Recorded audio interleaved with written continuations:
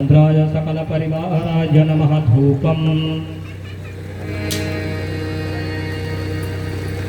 भैया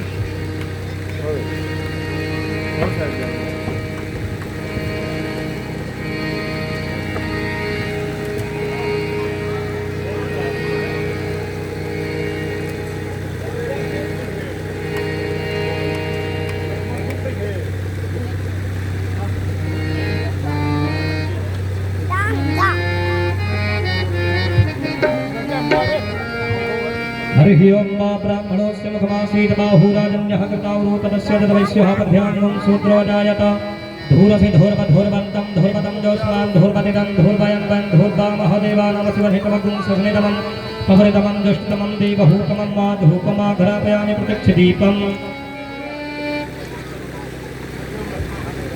धूपमाघ्रापयामि प्रत्यक्षदीपम्। हरिः ओं अग्निर्ज्योति ज्योतिरग्निः स्वाहा सूर्यो ज्योति ज्योति सूर्यः स्वाहा अग्निर्वर्चो ज्योतिर्वर्चः स्वाहा सूर्यो वर्चो ज्योतिर्वर्चः स्वाहा ज्योति सूर्यः सूर्यो ज्योति स्वाहा दीपं संदर्शयामि हस्तप्रक्षालनं नैवेद्यम्।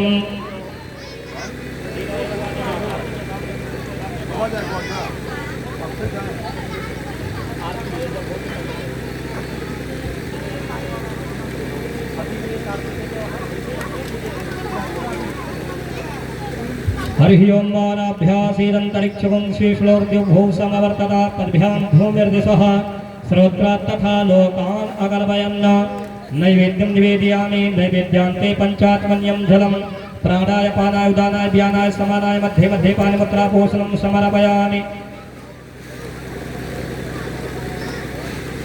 द्रव्यदक्षिणां जदत्तं जदपरादानं यत्कुर्वञ्जाश्च दक्षिणाः तदग्निर्वैश्वकर्मणः स्वर्देवी गुणो दत्तकृताय पूजाया षड्गुण्यार्थे द्रव्यदक्षिणां समर्पयामि। श्री सीतारामचन्द्राभ्यां नमः। प्रार्थना पूर्वकं नमस्कारान्। ओम श्री रामचंद्र चरणो मनसा स्मरामि श्री रामचंद्र चरणो वचसा गृह्णामि श्री रामचंद्र चरणो शिरसा नमामि श्री रामचंद्र चरणं शरणं प्रपद्ये। माता रामो मत्पिता रामचंद्रः स्वामी रामो मत्सखा रामचंद्रः सर्वस्वं मे रामचंद्रो दयालुर्नान्यं जाने नैव जाने न जाने नान्यं जाने नैव जाने न जाने।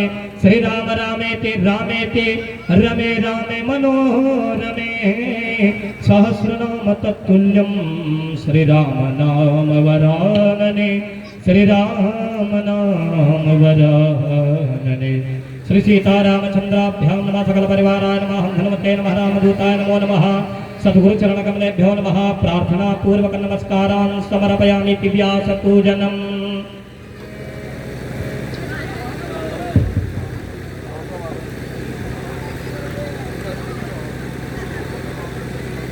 ओम नमो ब्राह्मण्य देवाय गो ब्राह्मण्य हिताय च जगद्धिताय कृष्णाय गोविंदाय नमो नमः। गोविंदाय नमो नमः।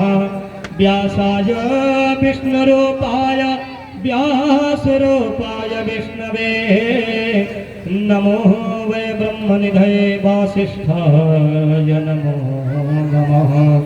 वासिष्ठाय नमो नमः। बोलो श्री सीतारामचंद्र भगवान की, श्री अयोध्यानाथ भगवान की, माँ द्वार देवी की जय, काशी विश्वनाथ भगवान की जय। आरती के लिए सभी लोग खड़े हो जाएं। सभी लोग अपने यथास्थान पर आरती के लिए खड़े हो जाएं। हरिः ओं मायदगुंगविहे प्रदननमयस्तु तस्वीरगुं सर्वगणगुं स्वस्कै आत्मसनिप्रजासनिपदसनिलोकसन्निभयसनिः अग्निः प्रजां बहुलां मे करोतवन्नं पयोरेतोऽस्मासु धत्त आरात्रि पार्थिवगुं रजः पितुर्प्रायधामभिदिवा सदा गुं श्रीबृहति वितिशसा त्वयि खं वर्तते तमः। चंद्रमा मनसो जातः चक्षुः सूर्यो अजायत श्रोत्राद्वायुश्च प्राणश्च मुखादग्निरजायत कदलीगर्भसम्भूतं कर्पूरं तु प्रदीपितम् आरार्तिकमहं कुर्वे पश्य मे वरदो भव कर्पूरगौरं करुणावतारं संसारसारं भुजगेन्द्रहारं सदा वसन्तं हृदयारविन्दे भवं भवानी सहितं नमामि त्वमेव माता च पिता त्वमेव बन्धुश्च सखा त्वमेव विद्याद्रविणं त्वमेव सर्वं मम देवदेव आरार्तिक्यं समर्पयामि कर्पूरनीराजनं समर्पयामि जे तीर्थानि प्रचलन्धृकास्तानि कञ्जलः तेखाकुं सहस्रयोजनेन धन्वानि कर्मसीयानिकानि च पापानि जन्मान्तर्कृतानि च तानि सर्वाणि नश्यन्तु प्रदक्षिणां पदे पदे जलेन शीतलीकरणं शीतले त्वं जगन्माता शीतले त्वं जगद्पिता शीतले त्वं जगद्धात्री शीतलाय नमो नमः। हरिः ओं वाज्जगनेन जगन्मयदं तदेवास्तानि धर्माणि धमान्यासन्नाते हदाकं महिमानः सचं तत्र पूर्वे साध्याः सन्ति देवाः। ॐ सेवन्तकापकुलचम्पकपाटलब्जै पुन्नगजातिकरवेलुरसालपुष्पै बिल्वप्रवालतुलसीदलमञ्जरीभिस्त्वां पूजयामि जगदीश्वरि मे प्रसीद नानासुगन्धपुष्पाणि यथा कालोद्भवानि च पुष्पाञ्जलिर्मया दत्तं परमेश्वर गृहाणां परमेश्वरी चरणारविन्दे मंत्रपुष्पाञ्जलिं समर्पयामि। बोले द्वार देवी की जय, विश्वनाथ भगवान की जय, गंगा मैया की जय, यमुना मैया की जय, सरयू मैया की जय, अयोध्या धाम की जय, वृंदावन बिहारी लाल की जय, श्री हनुमान जी महाराज की जय, काशी विश्वनाथ भगवान की जय, चित्रकूट धाम की जय, सारण्य धाम की जय, प्रयागराज महाराज की जय, जय जय श्री सीताराम। सभी लोग अपने यथास्थान पर बैठ जाइए।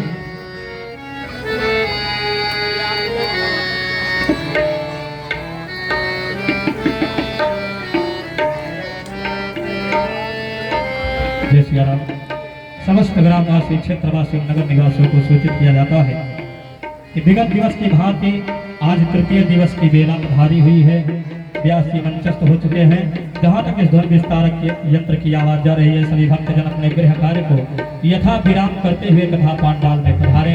आज भगवान का जन्मोत्सव बड़े ही सुंदर ढंग से मनाया जाएगा। जय श्री राम, जय श्री राधे, जय माता दी।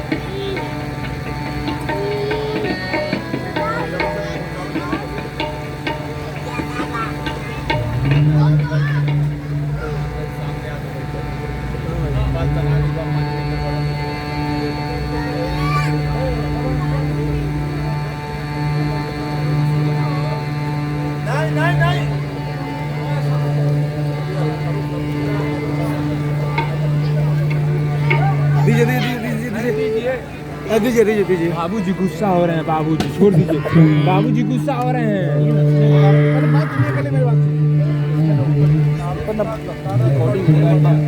जो कथा हो रही है कथा की रिकॉर्ड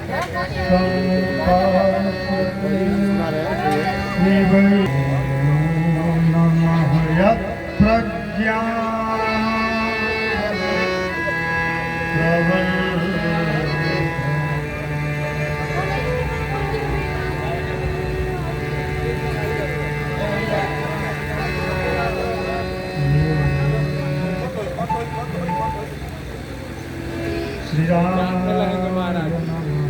श्री जानकी कांत स्मरणं श्री राधा कांत स्मरणं अस्मत् श्री गुरुचरण कमलेभ्यो नमः। अस्मत् परम गुरु चरण कमले अस्मत् सर्व गुरु चरण कमले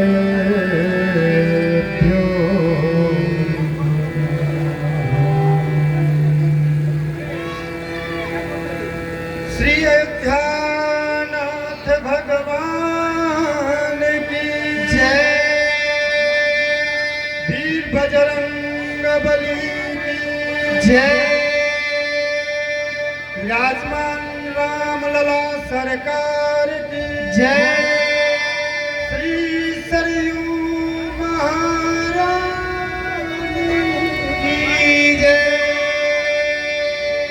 जगत गुरु रामानंदाचार्य स्वामी महाराज की जय। जगत गुरु रामानुजाचार्य स्वामी महाराज की जय। महाराज की जय। परमहंस रामदास दास जी महाराज की जय। परमहंस दासरथी दास जी महाराज की जय।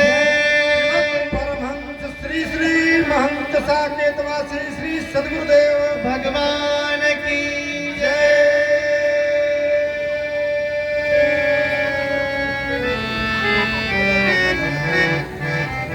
परमाध्यक्ष सर्वेश्वर जगदीश्वर जगदैक आधार जगदैक आधार भगवान श्री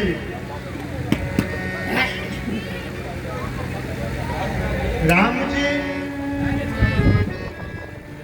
और उनके नित्य सहधर्मिणी विदेह वंश वैजयंती भूसुता जगदीश्वरी भगवती श्री जनक नंदिनी जानकी के अत्यंत कृपापूर्ण दृष्टि के संपात का यह फल है कि हम और आप विगत 3 दिवसों से भगवान के मंगलमय चरित्र को श्रवण कर रहे हैं। भगवान श्री राम के चरित्र को हम सभी श्रवण कर रहे हैं। इस कथा पांडाल में उपस्थित आप सभी सहृदय भक्तगण भगवती भारती के अन्न जल से पुष्पित पल्लवित हो रहे हमारे नन्हे मुन्ने बच्चे और इस आयोजन समिति तथा उस आयोजन समिति के संरक्षक स्वनाम धन्य आदरणीय श्री उपेंद्र सिंह जी के अथक प्रयास से साथ ही द्वय राजकुमार कुंवर के प्रयास से हम सभी को भगवान के पवित्र चरित्र का श्रवण प्राप्त हो रहा है। आइए त्रैकालिक संतप्त अपने हृदय को शांति प्रदान करने के लिए, क्योंकि कथा होती ही है शांति पाने के लिए और कथा का मतलब ही है प्रसन्नता। क्योंकि कथा का या किसी भी भारतीय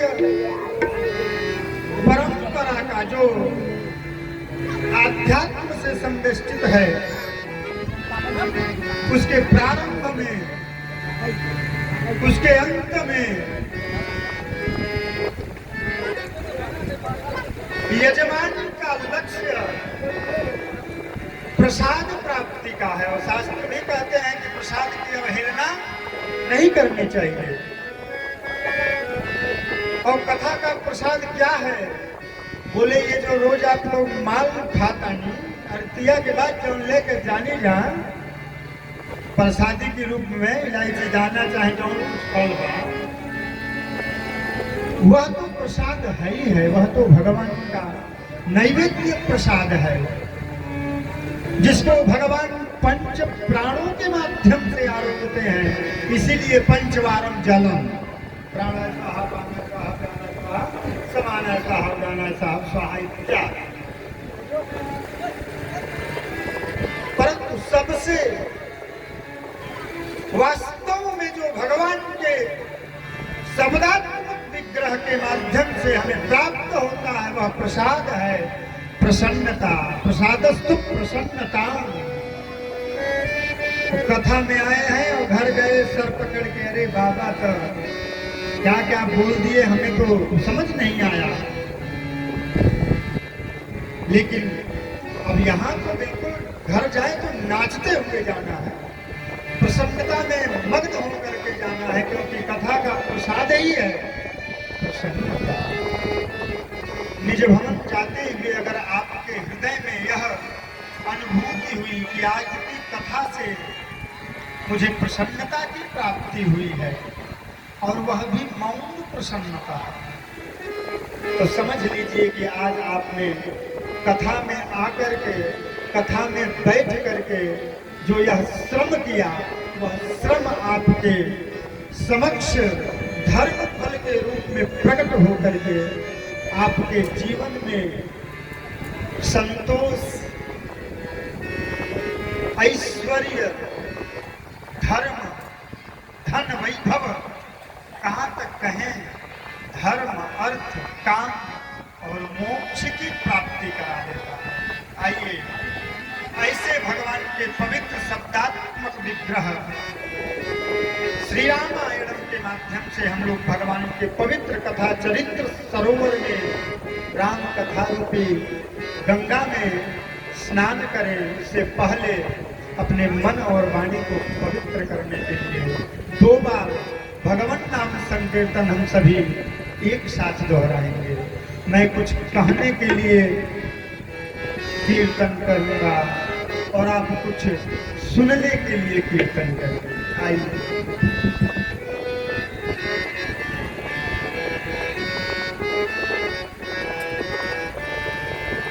श्री राम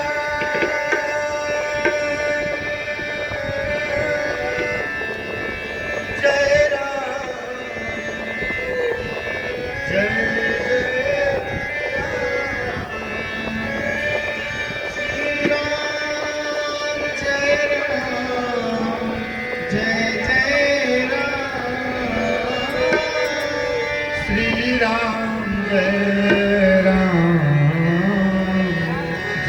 जय जय राम। जय जय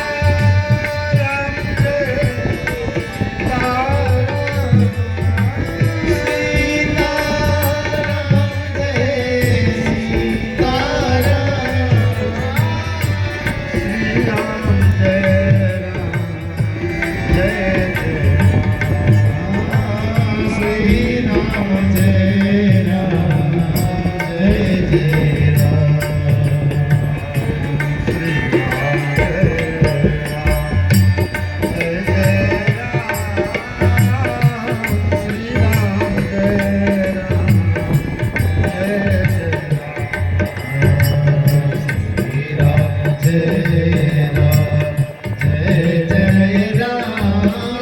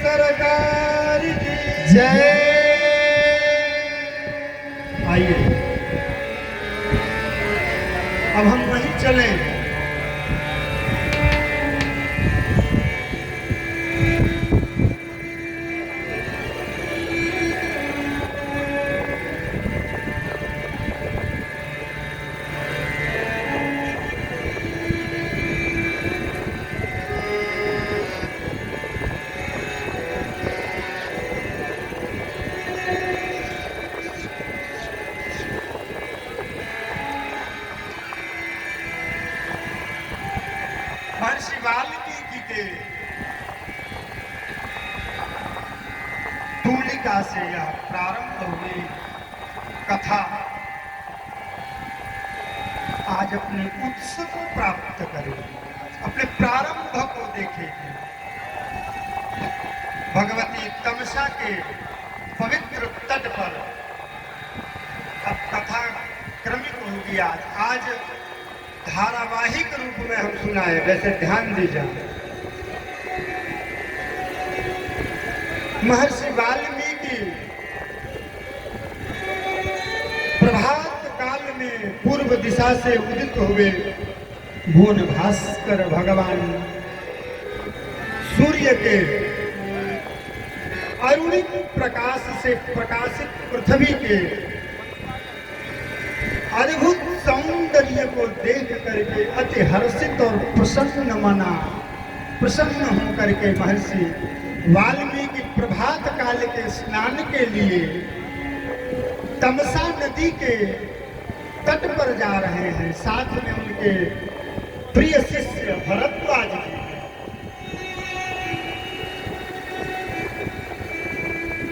प्रभात काल की सुषुमा प्रकृति में सर्वत्र भूली हुई सी दिख रही है। हवाएं बड़ी पवित्र हैं, शीतल मंद सुगंध बह आई, बिल्कुल ठंडी ठंडी हवा, हल्की ठंडी हवा, मानो वन प्रदेशों में उस जंगलों में जो पुष्प के पौधे लगे हुए हैं, उन पे उगे हुए पुष्पों ने अपनी सुगंधि को वायु में मिश्रित करके प्रकृति में घोल दिया है। ऐसे अद्भुत सुगंध का गंधपान करते हुए, सुगंध को घ्राण करते हुए, सूंघते हुए बड़ी प्रसन्नता के साथ बिल्कुल शांत चित्त महर्षि चले। तमसा के तट पर पहुंच करके वाल्मीकि महर्षि ने अपने धौत वस्त्र को, अपने उत्तरीय को, अपने कंचुकीय को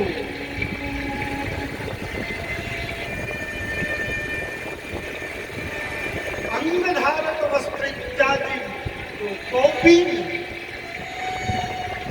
सभी वस्त्रों को धीरे धीरे सही करते हुए, संभालते हुए, पहले तो अपने कंधे पे रखते हुए पीत वस्त्र को उतारा उसने और भू पर उगे हुए हरे हरे दुर्वांकुरों के ऊपर अपने वस्त्रों को रख दिया और भरद्वाज से कहते हैं, शिष्य आज मुझे एक अद्भुत शांति की अनुभूति हो रही है, मुझे एक अद्भुत शांति प्राप्त हो रही है। आज वैसे तो मैं नित्य तमसा के पवित्र जल में स्नान करता हूँ, लेकिन आज के स्नान के समय को यह संयोग बन रहा है,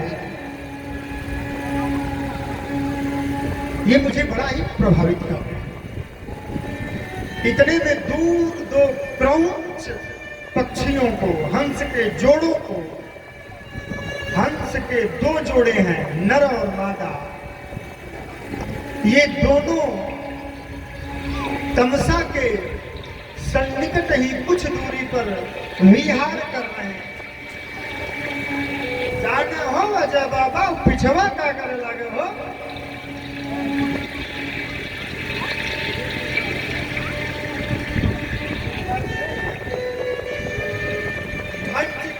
गरिमा है और उस पर कोई भी अनर्गल चीज खा पी करके नहीं बेचना चाहिए, नहीं तो फिर तो भाई जरूरत होगी ना, फिर पीक दान की आवाज ठहरे महाराज। वेदक के ब्राह्मण, वेदों को धारण करने वाले आप ब्राह्मण आदमी, अब आप राजाओं की तरह पीक दान को लेके घूमेंगे नहीं। तो आइए, बड़े हमारे प्यारे हैं श्री अजय पंडित जी हमारे पुरोहित हैं। हमको बाल्यावस्था से इनका प्रेम जुड़ा हुआ है। इनके गोद में हम खेलने हैं। अब इससे ज्यादा मैं क्या करूं? तो मेरे आदरणीय पुरोहित जी आज अभिभावक के रूप में ही मानो आकर के मुझे आशीर्वाद दे रहे हैं। मैं आपके इस सहृदयता को स्वीकार करता हूँ, लेकिन तनी मनी बतिया भाव पर ध्यान दिया। तो आइए महर्षि वाल्मीकि स्नान के लिए वस्त्रों को उतार करके रख दिए। भरद्वाज के साथ आज की सुषमा को निहारते हुए बड़े प्रसन्न बना हो करके अपने पृष्ठभाग में जब दृष्टिपात करते हैं तो क्या देख रहे हैं? तो दो हंस के जोड़े विहार कर रहे हैं। संस्कृत में क्रौंच कहते हैं। ये दोनों हंस तमसा के जल में बार बार विहार करने के कारण इनके पंखों की सफेदी आज कुछ और बढ़ गई है। पवित्र तमसा नदी के जल में अपने पंखों को डुबाते हैं और जो ऊपर करके फड़फड़ाते हैं तो पंखों से जल की बूंदें छिटक रही हैं। दोनों नर और मादा अपने प्रेम का आलाप कर रहे हैं। इस प्रेमालाप को कहीं दूर बैठे बहेलिए ने देखा और देखते ही उसे लगा, बहेलिए को, बधिक को। बहुत लोग चिड़िया मारेला ना, ध्यान देना हमारे लोग चिड़िया मारेला ना। बहुत लोग का घूम फसल जो गन्ने के खेतों में छोटी छोटी चिड़ियाओं को लोग मारते हैं और मार करके उसे बेचते हैं बाजार में, और मांस भक्षण करने वाले लोग उसको खाते थे। तो वैसा ही कोई बधिक है, कोई पहेलिया है। उसने भी संजोग से इन दोनों हंसों को गले से गले मिला करके प्रेमालाप को जब देखा, उसे तो अपना हित दिखा, क्योंकि प्रेम का दर्शन तो वही करेगा जिसके हृदय में करुणा है। प्रेम प्रकट ही करुणा से होती है। उस पहेलिये ने अपने धनुष की प्रत्यंचा पर बाण को आरोपित किया और संधान करके दृष्टिपात किया उस नर हंस के तरफ, और कुछ न विचार करते हुए बड़े वेग के साथ अपने धनुष के माध्यम से बाण का प्रहार कर दिया। वायु के वेग से जाता हुआ वह बाण नर हंस के हृदय में बिध गया और कराहता हुआ वह पक्षी भूसाई हो गया, जमीन पर गिर गया। पति की ये दशा देख करके साथ में जो हंसिनी है, वह हंसिनी का प्रेम मानो करुणा बन करके उसके नेत्रों में प्रकट हो गया। नेत्रों से अश्रु प्रवाहित हो गए। पक्षी है, शब्दोच्चारण का सामर्थ्य नहीं है, बोलने का सामर्थ्य नहीं है। पक्षी बोलते नहीं है, वो तो एक आवाज करते हैं। दौड़ करके जाती है अपने चोंच में, तमसा नदी के पवित्र जल को उठा करके लाती है और बाण से बिधे हुए, रक्त से सने हुए अपने जीवन के अंतिम सांसों को गिन रहे हंस के घाव पर उस जल को गिराती है और बार बार अपने चोंच से पति के गले को इधर उधर करती है। और यह दृश्य महर्षि देख रहे हैं। महर्षि के हृदय में करुणा जग गई, नेत्रों से अश्रुपात होने लगा। इतने में उस हंस ने प्राण त्याग दिया, मर गया। और हंस के मरते ही उसकी बिरहिणी, उसकी हंसिनी अपने हंस के समक्ष रोती बिलखती बड़े जोर जोर से चे चे करते हुए अपने हंस के गले में अपने गले को मिला करके गिर गई और मर गई। दोनों मृत होकर के पृथ्वी पर गिरे हैं। महर्षि वाल्मीकि की दृष्टि जब इस करुणापूरित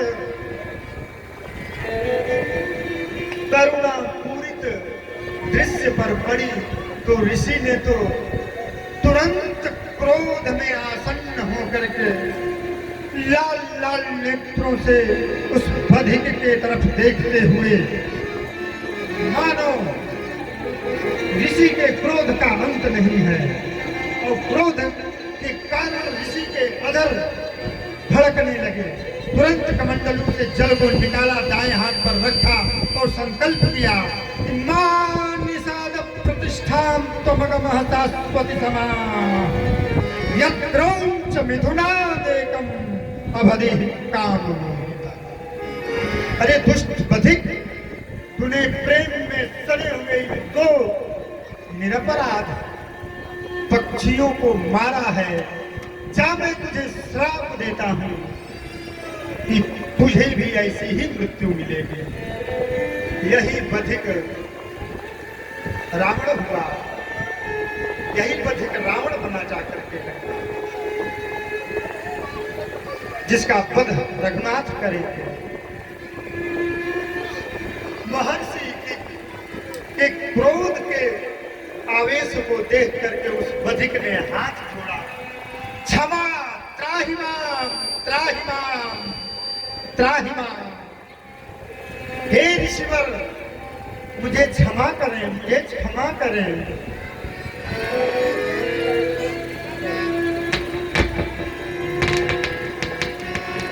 क्षणै रुष्टा क्षणै पुष्टा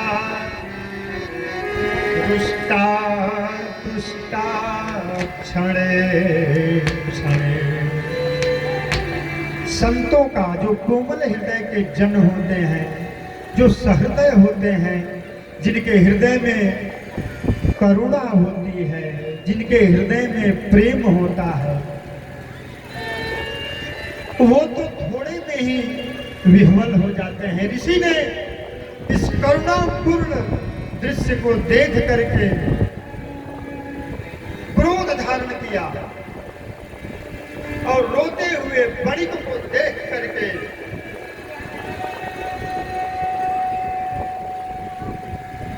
महर्षि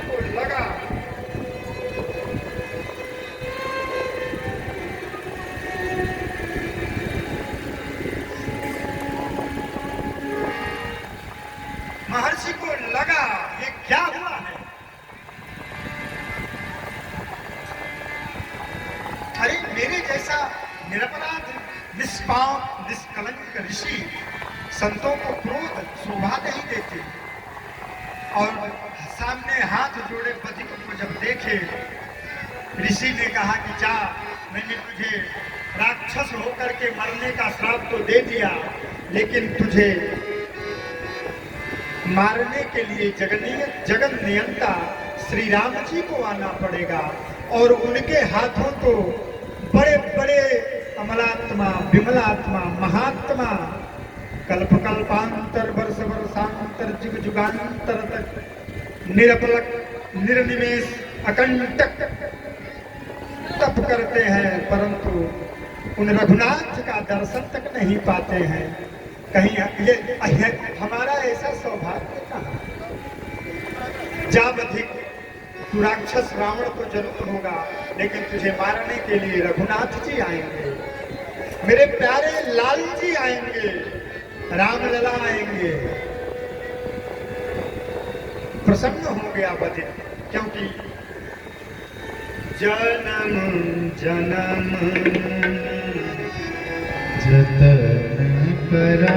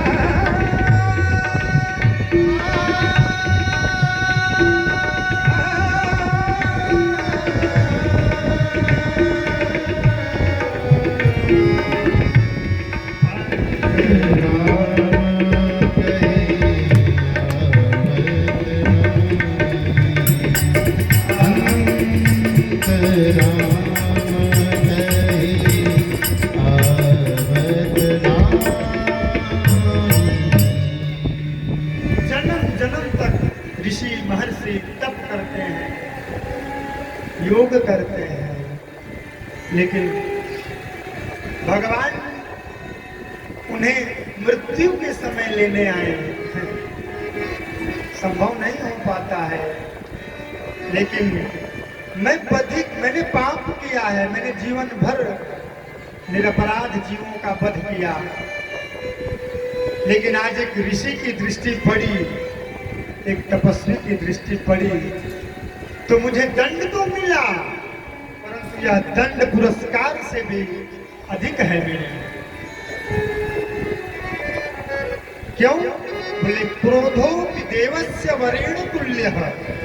क्रोध करने का अधिकार सामान्य लोगों को नहीं, हमें और आपको क्रोध नहीं करना चाहिए। काम वही करना चाहिए जिसका हमें अधिकार प्राप्त है। मुझे अधिकार प्राप्त है कथा कहने का, और मैं बंदूक लेकर के सुरक्षा में लग जाऊं, अनुकूल नहीं है मेरे लिए। क्रोध करने का अधिकार सिर्फ गुरुजनों को है, बड़े लोगों को है। हमसे छोटों को तो कभी क्रोध करना ही नहीं चाहिए।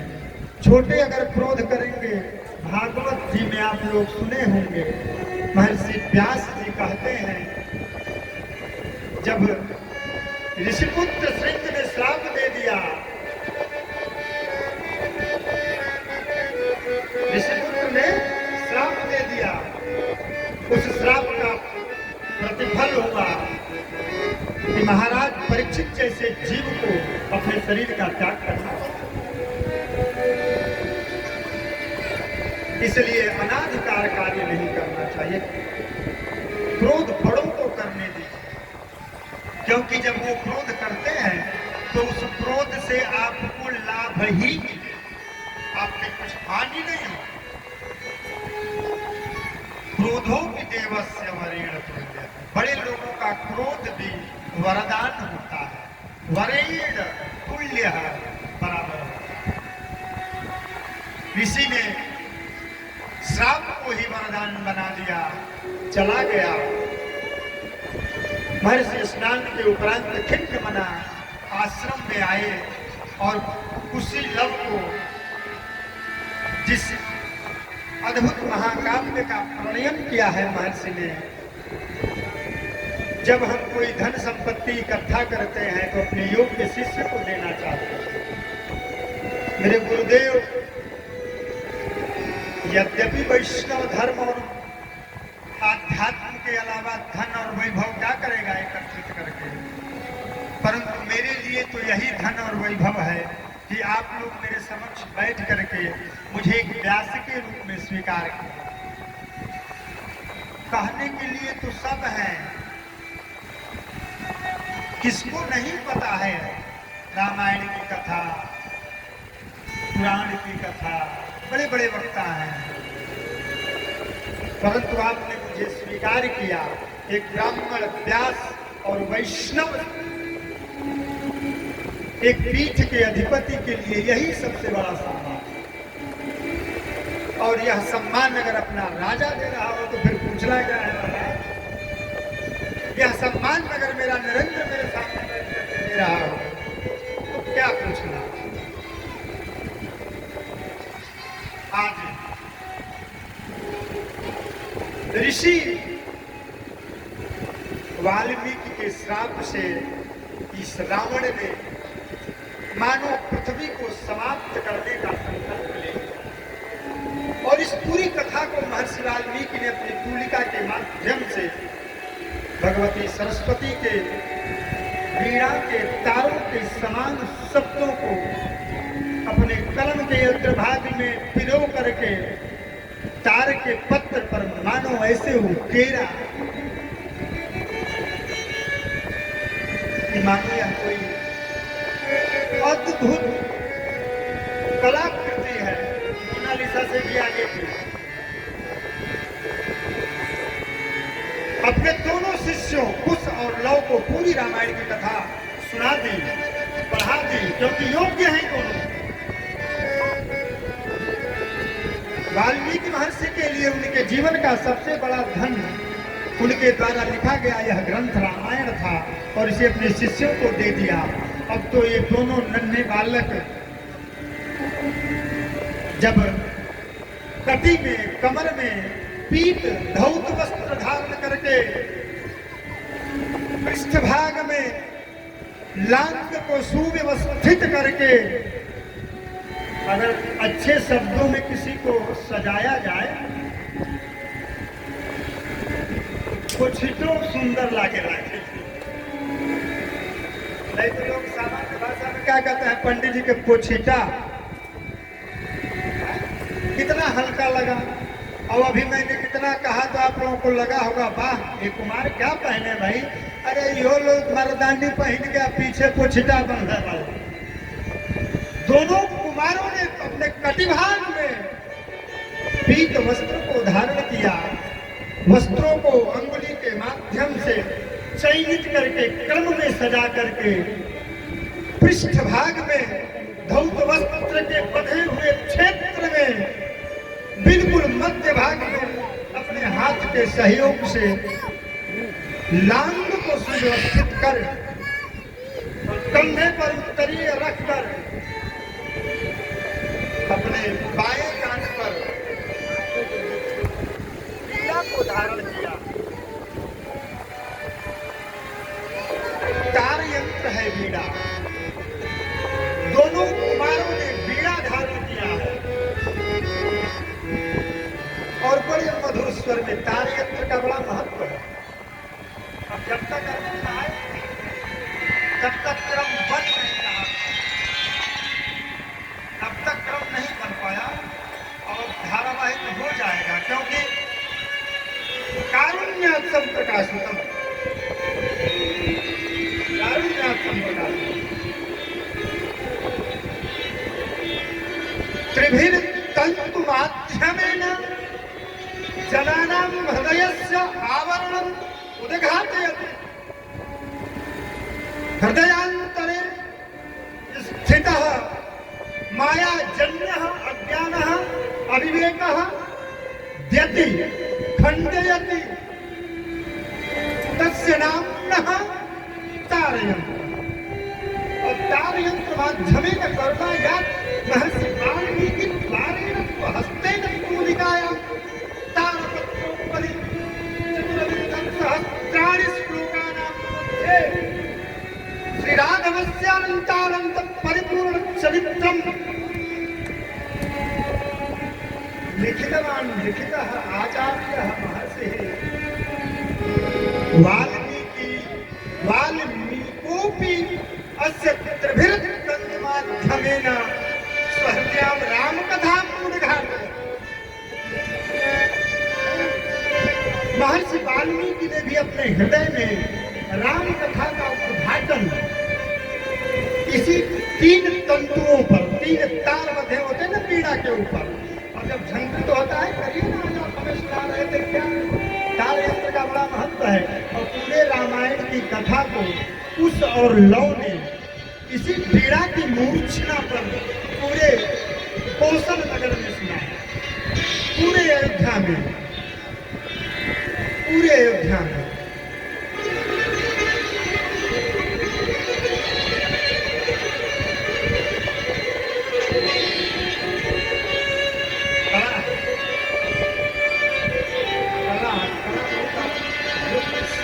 साहित्य संगीत कला भी है,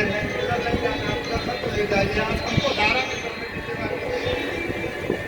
सॉरी फॉर एवरीथिंग। अब मैं चल रहा हूँ उधर ही धारा में। महर्षि वाल्मीकि की इस कथा को उनके 2 शिष्य कुश और लव ने पूरे संसार में प्रकाशित किया, प्रसारित किया, प्रमाणित किया, स्थापित किया। दोनों नन्हे कुमार जब पीत वस्त्र को धारण करके अपने कंधे पर रखे हुए बीड़ा के तारों को झंकृत करते हुए भगवान श्री राम के पवित्र चरित्र का श्रवण कराते हैं तो मानो ऐसा लगता है कि भगवती सरस्वती ही प्रकट होकर के नृत्य कर रही है। सरस्वती नृत्य करने लगती है। और इस राम कथा को गाते हुए ये दोनों कुमार पहुंचे कहाँ? बोले अयोध्या नगर में, कौशल क्षेत्र में। और जब अयोध्या की सीमा के कुमारों ने राम कथा को गाया बीड़ा पर, नगर में निवास करने वाले लोग सहसा खिंच गए। राम कथा की तरफ कौन नहीं खिंच जाएगा। धाये धाम काम सब त्यागी, सब लोग दौड़ गए अपने राम की कथा को सुन करके, और इन नन्हे बालकों के मुख से निःसृत राम कथा को सुन करके इन लोगों के हृदय को परम शांति की प्राप्ति। क्योंकि जब से अवधवासियों ने अपनी महारानी श्री जानकी का त्याग देखा है, कोई अवध का निवासी प्रसन्न नहीं रहता। उसकी प्रसन्नता तो तभी है जब उसके राम, राजा राम, सामान्य राम नहीं। वर्तमान में भी भारत में तो एक ही राजा है, बोले कौन? बोले राजा राम। रघुनाथ जैसा राजा और हमारी सियाजू जैसा महारानी, क्या कहना है भाई। लेकिन जब से जानकी जी छोड़ करके अवध को गई हैं, अवध का पुरुष कौन कहे, पक्षी पशु, अरे पशु पक्षियों को कौन कहे, वृक्ष पुष्प, अरे पुष्पों में वृक्षों में तो थोड़ी जान होती है। बड़े बड़े प्रस्तर खंड पर्वत भी जिस चरित्र को सुन करके पिघल जाते हैं, कितना प्रेम करते हैं अयोध्या के लोग जानकी से। महारानी प्रिया जी हम लोगों के लिए कोई सामान्य स्त्री नहीं है। प्रिया जी मात्र एक नायिका नहीं है।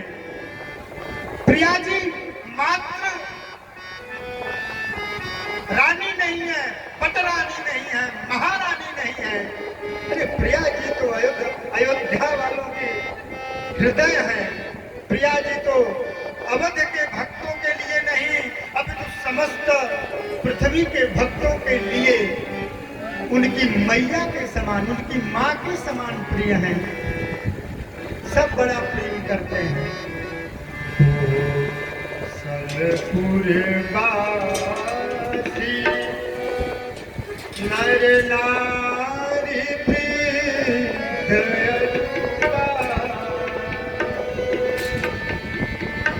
प्राण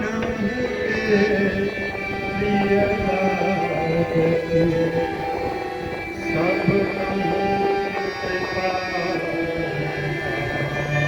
रघुनाथ जी को सब बहुत प्रेम करते हैं। जब राम जी की कथा को सुना, लोगों ने दौड़ गए, चरणों में बैठ करके लोग कथा सुनने लगे। मानो ऐसा लग रहा है पूरे अवध में कर्फ्यू लग गया। राम जी ने कहा, अरे भाई व्यापार नहीं चल रहा है, स्कूल विद्यालय महर्षि के आश्रमों में नित्य होने वाले हवन, पंचदेवों का पूजन, ये सब हो नहीं रहा आजकल। व्यापारी व्यापार नहीं करता है। राज्य के कार्यालयों में कार्य करने वाले कर्मचारी नहीं आ रहे हैं। कारण क्या है? मंत्रियों ने कहा, महाराज अरे तो नन्हे कुमार आए हैं, क्या गाते हैं। मैंने प्रथम दिन ही कहा था, गाना उसी का सार्थक है जो रघुनाथ के लिए गाया है। वैसे तो बॉलीवुड में बहुतों ने गाया, बहुतों ने लिखा, लेकिन मीरा जी ने जो गा दिया आज तक किसी ने उसकी पूर्ति नहीं की। सब बड़े प्रसन्न सुनते हैं, कोई घर का काम करता ही नहीं है, तो राज कार्य बाधित होगा ही। राम जी ने कहा कि अरे क्या गाते हैं? बोले वो तो आप ही की कथा गाते हैं। महर्षि वाल्मीकि ने उस कथा को लिखा और ये दोनों बालक गाते हैं।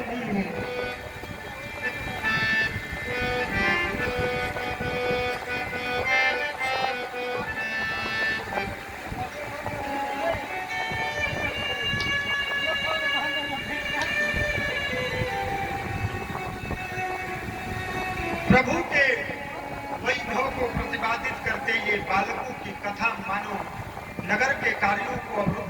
की है। रघुनाथ जी ने कहा पास बुलाओ, दोनों बालकों को बुलाया गया। महल में आसन लगाओ, व्यासपीठ निर्मित हुआ और ये दोनों बालक उस व्यासपीठ पर विराजित हुए मानो बालखिल्य ऋषि। दोनों कुमार बैठ करके, परिषद में बड़ी भीड़ है, सब लोग बैठे हैं, हर तरह के लोगों के लिए प्रबंधन है, आम नागरिकों के लिए, विशेष नागरिकों के लिए, विशिष्ट नागरिकों के लिए, इत्यादि इत्यादि माध्यमों से बैठने की व्यवस्था है। हर प्रकार से समुचित प्रबंध है उस सभा में। और इस सभा का प्रतिनिधित्व महाराज राम के मंत्रीगण कर रहे हैं। बालकों ने कथा सुनाई है। 29 पीढ़ी की गाथा को गा दिया बालकों ने, एक तो नहीं 29 पीढ़ी की गाथा। आजकल तो हम लोगों को 1, 2, 3 पीढ़ी के बाद कोई पूछ ले आपके चौथी पीढ़ी में कौन था, तो लोग नहीं याद रखते हैं। आप लोगों को भी नहीं, 5, 7 पीढ़ी किसी को नहीं याद है। लेकिन इन नन्हे कुमारों ने 29 पीढ़ी की कथा सुना। हमारे कुल में सगर हुए, उनके 10,000 पुत्र हुए, अज हुए, दिलीप हुए, बड़े बड़े प्रतापी सूर्यवंशी राजाओं का नाम ले लेकर के उनके पवित्र चरित्रों को बीड़ा के तारे के माध्यम से बालकों ने सुनाया। इस पवित्र कथा को सुनकर सब लोग निस्तब्ध होकर के एक तक अपलक इन नन्हे कुमारों को देखते हैं और आंखों से अश्रुवश गिराते हैं। राम जी तो मानो सचापि रामम परिषद गतः सनई। कथा का भाव जब प्रकट हुआ, पहले दिन मैंने कहा था कि कथा योजना बना करके नहीं होती है, कथा तो अपने आप हो जाती है। कथा योजना से नहीं होती है। बालकों ने कथा को गाया और सचापि रामम परिषद गतः सनई। भगवान राम भी स्वयं को रोक न सके और सभा में परिषद गतः, परिषद अर्थात परिषदे, परिषदयां सप्तभिः पंचैः मध्ये जनानाम् अभिराजित। तो राम जी ने लोगों का अतिक्रमण नहीं किया। बहुत लोग बैठ करके कथा श्रवण कर रहे थे। रघुनाथ ने सोचा राजा हूं और अचानक से जाऊंगा तो हो सकता है बैठे हुए लोग जो दत्तचित्त होकर के कथा श्रवण कर रहे हैं उनके कथा के रस में भंग हो। इसलिए सनई ही धीरे धीरे रघुनाथ जी बीच में पीछे जाकर के बैठ करके कथा को सुनने लगे और गाया है बालकों ने कथा।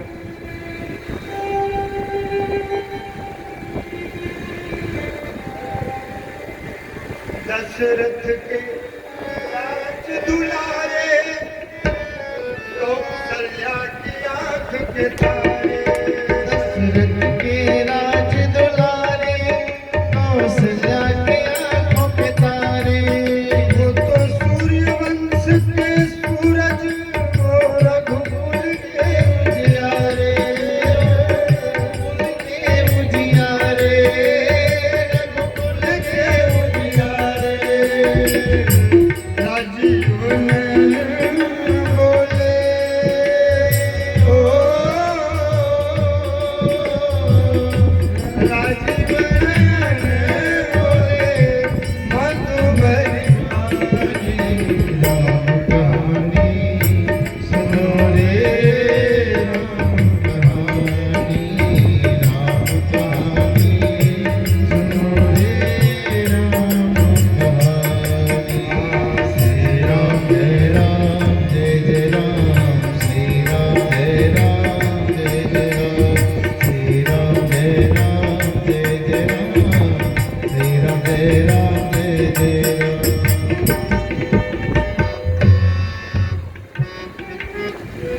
कथा सुनाए। रघुनाथ के नेत्रों से अश्रु प्रवाहित होने लगे। आज प्रिय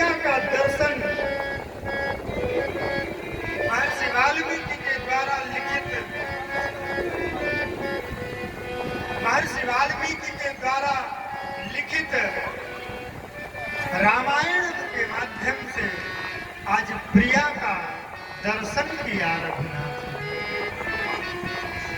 काव्य के दो माध्यम होते हैं, आप तक पहुंचता है कैसे काव्य? काव्य का मतलब कोई कृति, कविता। मानिए आपने कोई पुस्तक लिखी हो, गद्य पद्य या गद्यात्मक हो या पद्यात्मक हो, उसे काव्य कहते हैं। काव्य के बहुत भेद हैं और ये हमारे तक और आप तक कैसे पहुंचता है? बोले दृश्य के माध्यम से और श्रव्य के माध्यम से। दृश्य का माध्यम और श्रव्य माध्यम। हिंदी साहित्य में भेद भी है। एक काव्य होता है दृश्य काव्य और एक काव्य होता है श्रव्य काव्य।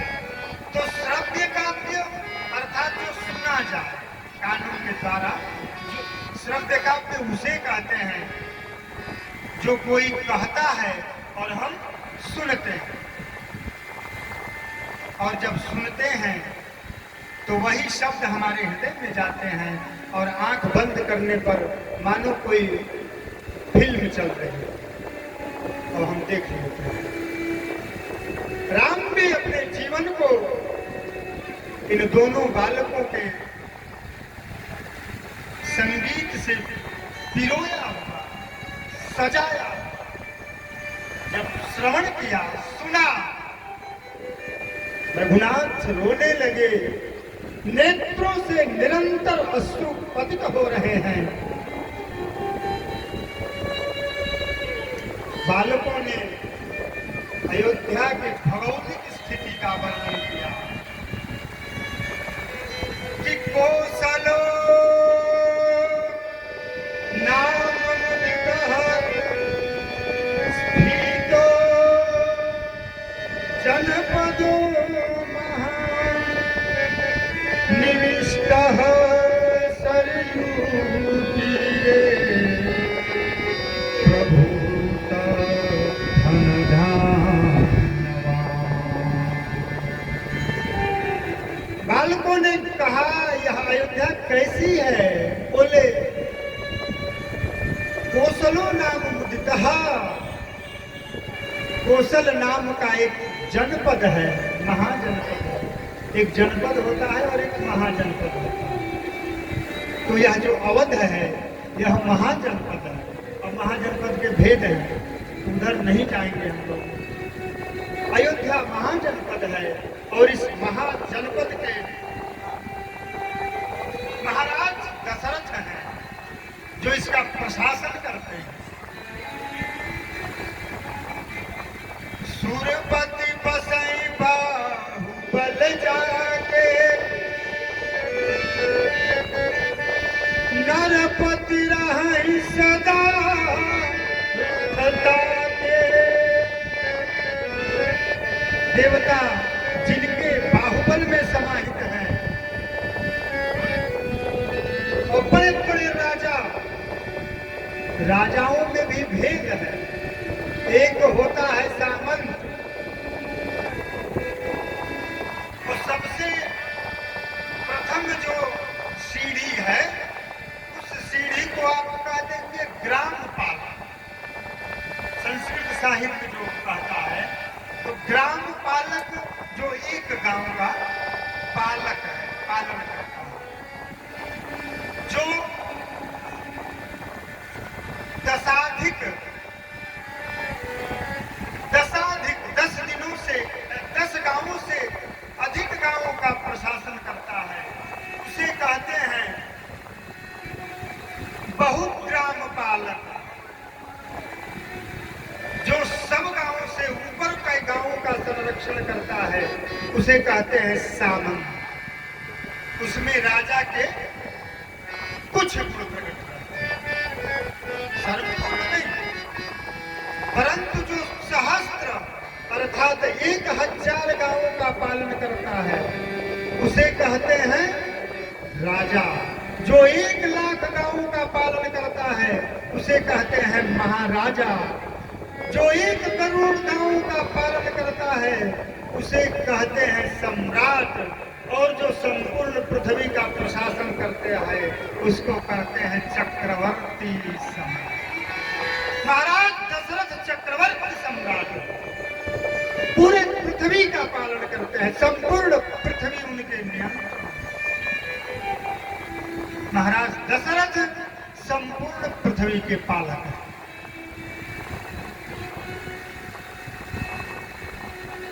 और उन्होंने क्या धर्म की स्थापना करी है अपने प्रजा में। महाराज राजा का यही कर्तव्य है कि राजा अपने नगर में बड़े बड़े यज्ञों को करवाए, बड़े बड़े धार्मिक यजनों को करवाए। अश्वमेध यज्ञ, वाजपेय यज्ञ, पाशुपात्य यज्ञ, बृहस्पति समम नाम यज्ञ, नाना प्रकार के यज्ञों को कराए। ब्राह्मण संतों का मान रखे, सम्मान करे, अपनी प्रजा को धर्म में प्रवृत्त करे। अब पीछे लोग बैठ करके हमारे आदरणीय श्री दिलीप नगर स्टेट के जो सहयोगी कर्मचारी हैं वो बेचारे सोच रहे होंगे महाराज कहीं तो देहता नहीं लग रहा है माई के पर बैठ के कि बढ़न बढ़न जग कराइए, अश्वमेध कराइए, ओके पैसा रुपया ना लगला उन्हें कोने में आई। हाँ यज्ञ होई तो रुपया चाहिए कि ना चाहिए बताइए। अच्छा राजा को ये जिम्मेदारी दी गई है कि राजा यज्ञ कराए, राजा को ये जिम्मेदारी है। तो राजा क्यों यज्ञ कराए? बोले धर्म की स्थापना के लिए। बोले भैया धर्म तो भूखे भजन न हो तो पाले, पेट भरेगा तब भजन होगा। अरे कथा में धन लगता है, वो कहां से आएगा? बोले अपने जनपद में, अपने नगर में, अपने नियंत्रण की भूमि में जहां तक हमारी सीमा है वहां तक धर्म पूर्वक नागरिकों की सुरक्षा का प्रबंधन करे, एक भी नागरिक को कोई कष्ट न होने पाए। नई नई उद्यमों को विकसित करे, नई नई योजनाओं को लाए, बेरोजगार युवकों के लिए नौकरी का सृजन करे, व्यापार लगवाए, कल कारखाने लगवाए और अपने देश, अपने राष्ट्र में रहने वाले लोगों को सुरक्षा भी प्रदान करे। नहीं तो दिन भर मेहनत करके बेचारा 500 ले आए बनी हमें जब कथा सुना के रतिया के चल जानी होने होने दूधही बा होने चल जाने तो वहाँ रस्तवा बड़ा पातर बा और कोनो पकड़ ले कहे बाबा कथा करके बड़ा बड़ा पैकेट चेक करावा तब तो हो गई का। तो राजा की जिम्मेदारी है कि सुरक्षा को निर्धारित करें, नहीं तो चोर डाकू नागरिकों को जीने नहीं देंगे। आदरणीय श्री दशरथ जी महाराज अपने नगर में और इन सब कार्यों से जो कर मिले ना उसी कर से ये सब धर्म। तो आप लोग कर देंगे, देखिए ये यहाँ जो हो रहा है, अब मैं सत्य कहूँ तो राजतंत्र विलुप्त हो गया है, लेकिन यह धर्म में विलुप्त नहीं होता है। पुराण और इतिहास में हमेशा रहेगा। प्रशासन की व्यवस्था अनादिकाल की नहीं है। अनादिकाल का इतिहास लोग किसी भी प्रकार के जो प्रशासनिक व्यवस्था बनती है वो बहुत दिनों तक नहीं रहती है, बदलती रहती है। हमारे यहाँ कभी शक, कभी हूण, कभी मुगल, कभी अंग्रेज, तो कभी विभिन्न प्रकार के प्रशासक आए, प्रशासन किया। आज हम लोग लोकतंत्र की व्यवस्था में रहते हैं, बड़े प्रेम से हैं। हमारा सद्भाग्य और सौभाग्य है कि हमें प्रदेश में हमें संरक्षित और विकसित और निर्मित और स्थापित करने का कार्य परमादरणीय परम पूज्य श्री श्री योगीराज आदित्यनाथ जी महाराज कर रहे हैं, मुख्यमंत्री के पद पर प्रतिष्ठित होकर, और केंद्र में रह करके मोदी जी का सहयोग भी उन्हें मिल रहा है। तो राजतंत्र की व्यवस्था का मैंने कुछ किंचित वर्णन किया। दशरथ जी की प्रजा बड़ी धार्मिक है, बड़े धर्म में लोग संपृक्त हैं, मैंने मिले हुए रहते हैं।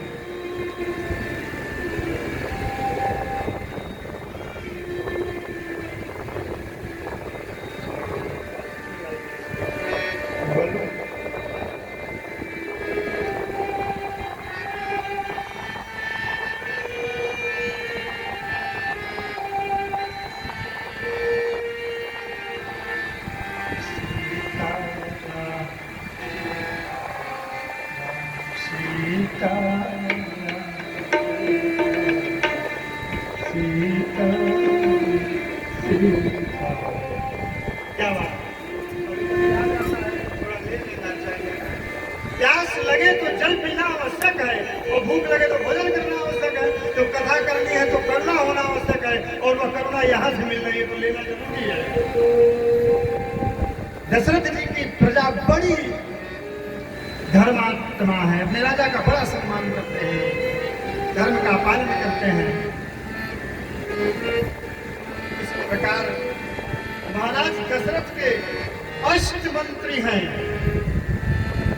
बोले दृष्टिर्जयंतो विजय सुराष्ट्रो राष्ट्रवर्धनः अकोपो धर्मपालश्च सुमंतश्चाष्टमद्धर्म।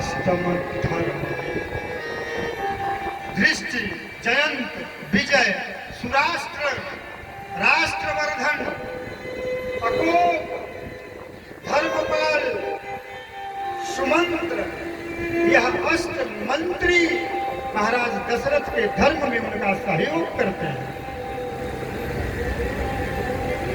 परंतु एक विशेष बात भी है यहाँ। बोले क्या? बोले महाराज इसमें जो वशिष्ठ जी है ना, वो दशरथ जी के ऋत्विज भी हैं और मंत्री भी हैं, और वामदेव जी भी दशरथ जी के मंत्री भी हैं और ऋत्विज भी हैं, माने पुरोहित भी हैं। और सामान्य भाषा में पुरोहित और ऋत्विज तक पहुंचने के लिए थोड़ा दर्शन की तरफ जाना होगा।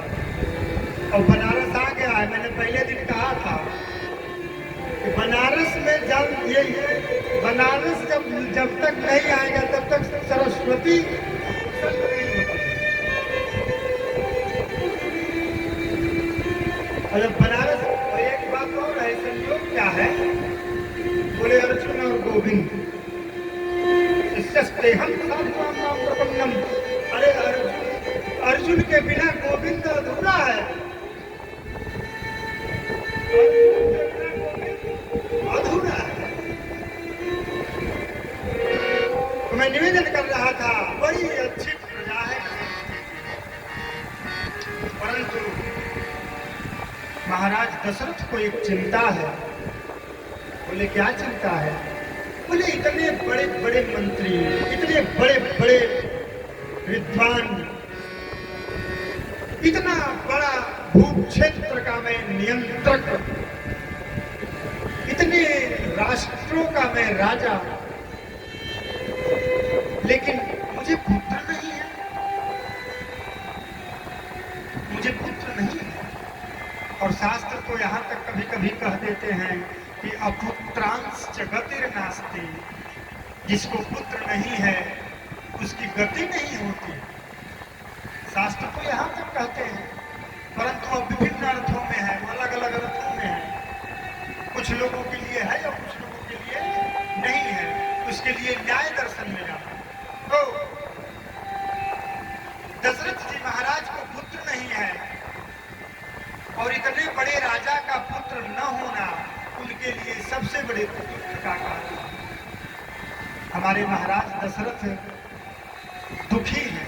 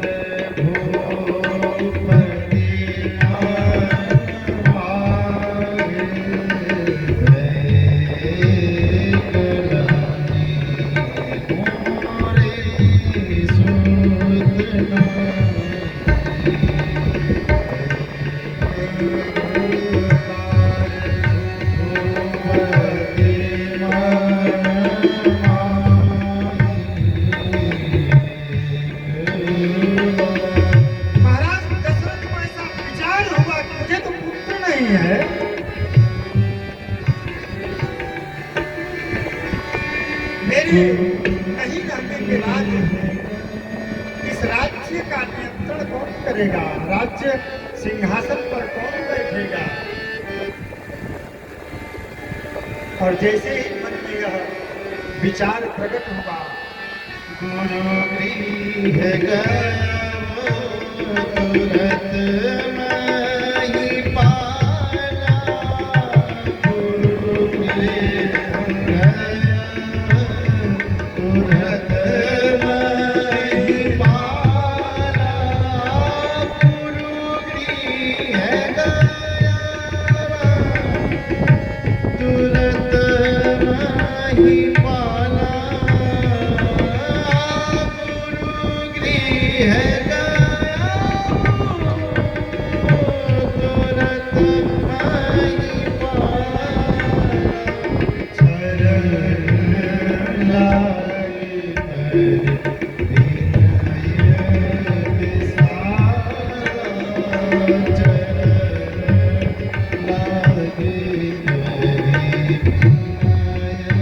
हे हाँ, गुरु गृह गयो तुरत मही पाला, चरण लागे विनय विसारा। हे हाँ, निज सुख दुख सब गुरु ही सुनायो, कहि बहु विधि समझायो, हे वशिष्ठ बहु विधि समझाई, कहु वशिष्ठ बहु विधि समझायो। महाराज दशरथ ऋषियों के चरण में गए, गुरुओं के चरण में गए, शरणागति करण की गुरुजनों की, और जाकर के अपने दुख के कारण को बताया। गुरुदेव, आप सबों के जैसे अद्भुत मंत्र परिषद के रहते हुए भी मुझे एक दुख है। बोले क्या? कहते हैं मुझे पुत्र नहीं। मैं चाहता हूं कि अश्वमेध यज्ञ करूं, क्योंकि सबसे अधिक पुण्य फल की प्राप्ति अश्वमेध यज्ञ से ही होती है। मुझे पुत्र नहीं है, तो मैं अश्वमेध यज्ञ अगर करूं तो हो सकता है मुझे पुत्र प्राप्त हो। मंत्र परिषद ने कहा कि ठीक है, आपके इस समस्या पर विचार किया जाएगा और इसके हल को भी आपके समक्ष प्रस्तुत किया जाएगा। महाराज दशरथ की पीड़ा को समझ करके महाराज सुमंत्र आए और महाराज दशरथ से प्रणाम अभिवादन पूर्वक कहते हैं, महाराज, मुझे इस संबंध में यह जो समस्या है पुत्र नहीं होने की, मुझे इस संबंध में एक उपाख्यान सनत कुमार ऋषि ने सुनाया था और बताया था कि सूर्य कुल इक्ष्वाकु कुल में एक राजा होंगे जिनका नाम होगा दशरथ, और उन्हें पुत्र नहीं होने से दुखी रहेंगे। उन्हें विभांडित महर्षि के जो पुत्र हैं महर्षि श्रृंगी, उनके पास जाने के बाद दशरथ को पुत्र रत्न की प्राप्ति होगी। सुमंत्र जी ने जब यह उपाख्यान सुनाया तो दशरथ जी ने कहा कि अभी तक आपने क्यों नहीं बताया था भाई? इतने दिनों से 60 वर्ष सहस्त्राणी जातस्य मम सुमंत्रः, 60,000 वर्ष की मेरी अवस्था हो गई और सुमंत्र जी आप मुझे ये बात आज बता रहे हैं।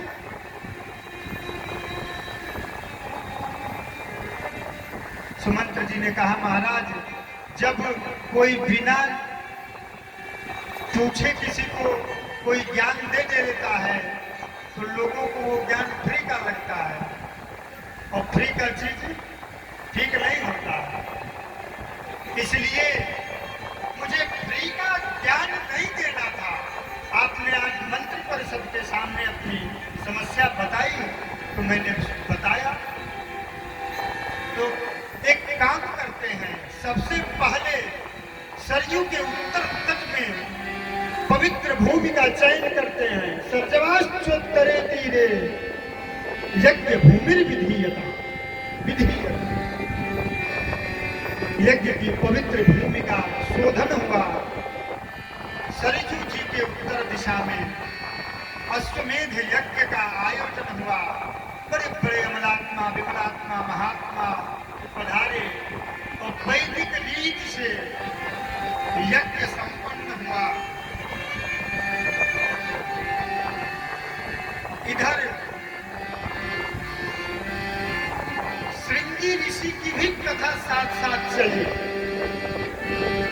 उस कथा में क्या हुआ, जब सुमंत्र जी से यह ज्ञात हुआ कि आप जाइए अंग देश और वहां से ऋषि श्रृंगी को लेकर के आइए, श्रृंगी ऋषि के रमला लेके आई, महाराज दशरथ तबे आपके पुत्र रत्न की प्राप्ति होगी। दशरथ जी ने जब यह जाना तत्क्षण वो विचार मग्न होकर के इस अश्वमेध यज्ञ के कहीं चले गए थे उन्हें लाने के लिए। इन ऋषि श्रृंग के संबंध में विभिन्न पुराणों में इतिहासों में कथाएं हैं। ये जो ऋषि श्रृंग हैं यह महाराज दशरथ के जामाता हैं, माने दामाद हैं। महाराज दशरथ की एक पुत्री है जिनका नाम है शांता। शांता का नाम आप लोग सुने होंगे। दशरथ की पुत्री है शांता।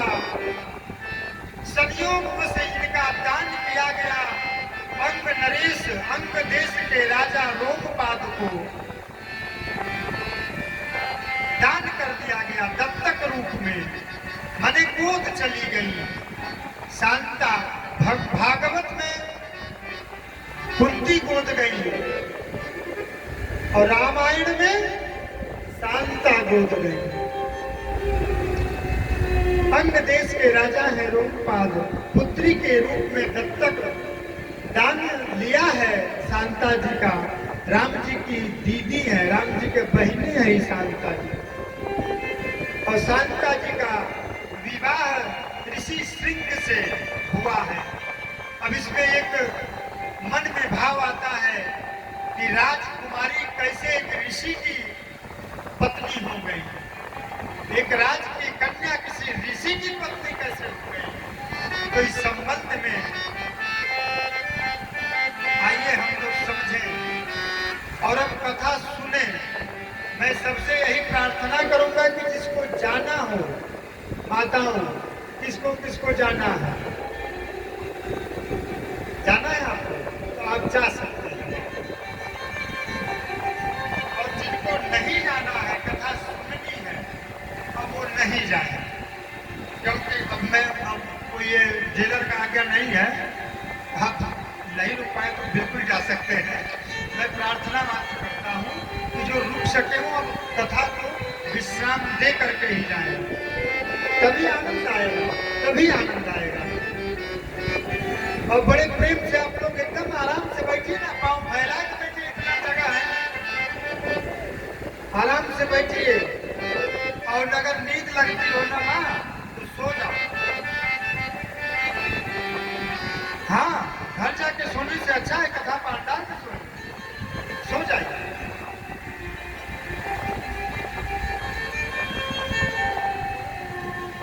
और कथा में नींद का बड़ा बढ़िया संयोग है। ये जो निद्रा देवी है कुंभकर्ण की पत्नी है, कहती है हम धर्म में बैठे हुए लोगों के सर पे चढ़ के उनको सुलाएंगे ताकि जगेंगे तब न धर्म करेंगे। राम जी के ही कारण हमारे पति कुंभकर्ण का वध हुआ। मैं 6-6 महीने उनके साथ सोती थी। निद्रा पत्नी है कुंभकर्ण की, और जब मर गया कुंभकर्ण तो निद्रा ने कहा कि अब जो कथा में बैठेगा उसके सर पे चढ़ जाओ और सुला दूं। न सुनेगा ना कल्याण होगा, लेकिन ऐसी बात नहीं है। आप सोए भी तो यही सो।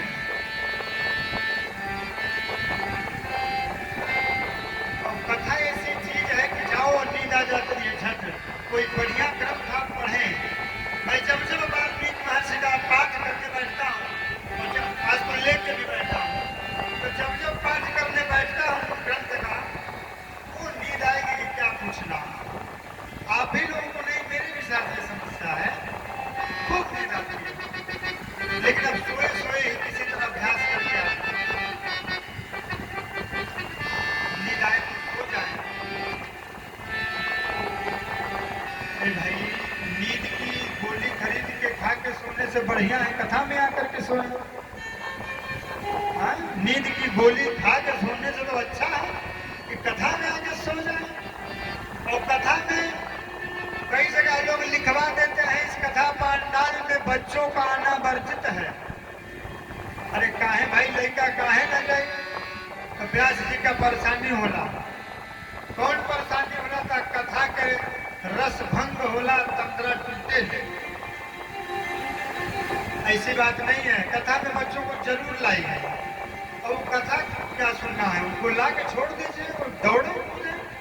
पहले दिन से ही देखिए समर बाबू एकदम यहाँ से वहां तक दौड़ लगाते। अब तो मित्र भी इनके लगता है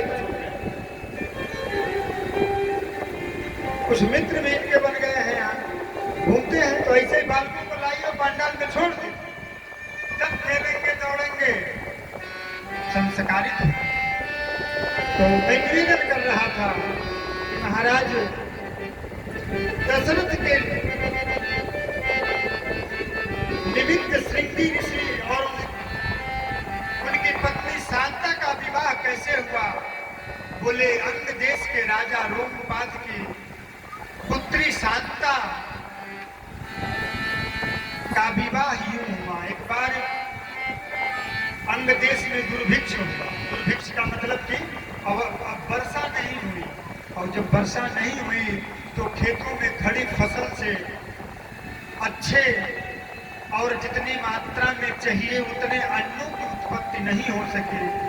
और अन्न की उत्पत्ति जब कम हुई तो धीरे धीरे लोग परेशान रहने लगे। अब तो ये दुर्भिक्ष प्रत्येक वर्ष पड़ने लगा। कई वर्ष पड़ने से नगर में भूखे की स्थिति उत्पन्न हो गई। भूखमरी है, लोग कृषकाय हैं, शरीर में मात्र हड्डियां हैं और कुछ नहीं। किसी तरह जल पी करके लोग, अब तो जल के भी नाले पड़ रहे हैं। वर्षा न होने से मंत्री परिषद ने राजा के पास आकर के निवेदन किया, हे राजन, अगर ऐसे ही चलता रहा तो हमारी प्रजा को बड़ा ही दुख देखना होगा। आप राजा हैं, इसके संबंध में विचार करें। रोमपाद जी ने बड़े बड़े यज्ञाचार्यों को, व्यासों को, महंतों को, आचार्यों को, पंडितों को बुलाए रोमपाद जी महाराज। और राजा यही करता, बुला करके उनसे अपने नगर में हुई इस दुर्भिक्षता, अकाल का कारण पूछा। हमारे राज्य में जो अकाल पड़ल बा, ये अकाल कैसे दूर हुई? आचार्य चरणों ने कहा कि राजन, महर्षि विभांडक के एक पुत्र है, नाम है श्रृंगी। अगर उनके साथ आपकी दत्तक कन्या शांता का विवाह हो और वो आपके नगर में पधारे, तब ये यहाँ वर्षा होगी। महर्षि विभांडक के पुत्र ये जो श्रृंगी है, ये बड़े ही तपस्वी, यशस्वी, योगी, धर्माचरण में लगे रहने वाले, योग, नियम, यम, आसन, प्राणायाम, धारणा, ध्यान, समाधि, इस तरह के अष्टांग योगों के माध्यम से, बड़े बड़े विद्याओं के माध्यम से। और आप लोग यहाँ बैठेंगे ना, बहुत अच्छी अच्छी बातें मिलेंगी। रामायण से बहुत अच्छी अच्छी बातें आपको मिलेंगी। और एक मिल गया तो हीरा एक का कण ही मिल जाए जीवन बदल जाता है, पारस का कण मिले जीवन बदल जाएगा। तो कथा वह पारस है जिसमें अगर आप बैठेंगे और थोड़ा सा आपको कण भी मिल गया तो जीवन में कल्याण होगा। और मैं इस तरह के कल्याण की बिल्कुल वकालत नहीं करता कि यह कह दूं कि आपको बहुत धन मिल जाएगा और धन का वर्षा हो जाएगा। हाँ, ये जरूर कहूंगा कि आपको मैं स्किल्ड करूंगा, आपको मैं यह तरीका जरूर, मैं तो नहीं, महर्षि वाल्मीकि जो अपने महाकाव्य में बताए हैं, आप लोग अगर थोड़ा सा भी कथा के माध्यम से, मेरी वाणी के माध्यम से निकला और आप लोगों ने उसका अनुसरण किया, उसे पकड़ा, निश्चित आप लोगों के जीवन में धन धान्य और वैभव की प्राप्ति होगी, विद्यार्थी विद्वान होंगे। इसलिए नए बच्चे कोई दिखते ही नहीं है, नए बच्चे मतलब 12 वर्ष से 25 वर्ष के बीच के युवक यहाँ नहीं दिखते। शायद हो सकता है जो भी कारण हो, उधर नहीं जाना। महाराज लोकपाद की कन्या शांता का श्रृंगी के साथ विवाह हो, तभी आपके नगर से यह अकाल समाप्त होगा। ऐसा जब राजा ने सुना तो बोले, अरे वह तो मुझे लगता है कि महर्षि वीरहांडक अपने पुत्र श्रृंगी को नैष्ठिक ब्रह्मचारी बना देंगे, जीवन भर उन्हें ब्रह्मचारी बना देंगे, उनका विवाह नहीं करेंगे और इसीलिए उनका ब्रह्मचर्य व्रत खंडित न हो। श्रृंगी को उनके पिता वीरहांडक वन में लेके निवास करते हैं और ऐसे वन में, जिस वन में बड़े बड़े उन वनों की शोभा क्या कही जाए, नंदन वन, देवताओं का वन होता है। कौन? देवताओं का एक वन है, उसका नाम क्या है? नंदन वन।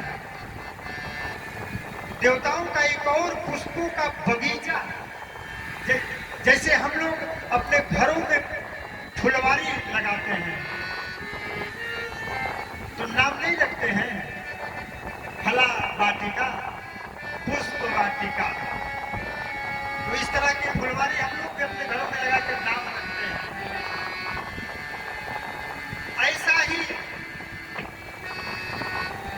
वन है, इस पवित्र वन में महर्षि वीरहांडक अपने पुत्र श्रृंगी को लेके निवास करते हैं, धर्म का उपदेश करते हैं, नैष्ठिक ब्रह्मचारी बनाना है पुत्र को। लेकिन अब इनका तो विवाह होना है, अगर विवाह नहीं हुआ तो अंग देश के लोग मर जाएंगे खाने बगैर, क्योंकि वर्षा नहीं हो रही है।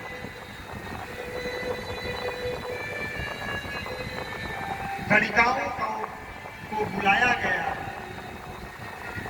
और उन वैश्याओं को बताया गया कि आप लोग महर्षि वीरहांडक के आश्रम जाओ और वहां जाकर के उनके पुत्र ऋषि श्रृंग को किसी भी प्रकार से बहला करके, फुसला करके